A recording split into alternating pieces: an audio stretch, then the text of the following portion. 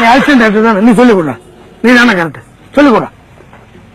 A man what irresponsible work you will do if you correspondence to do work means in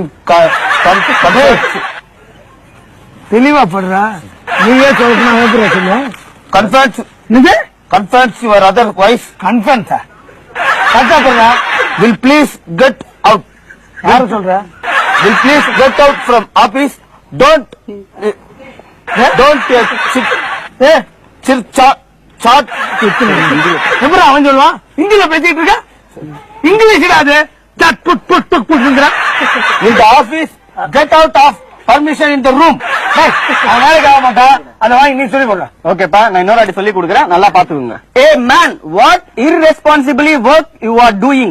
If you interested to do work means please continue your job. Otherwise, will you please get out from the office?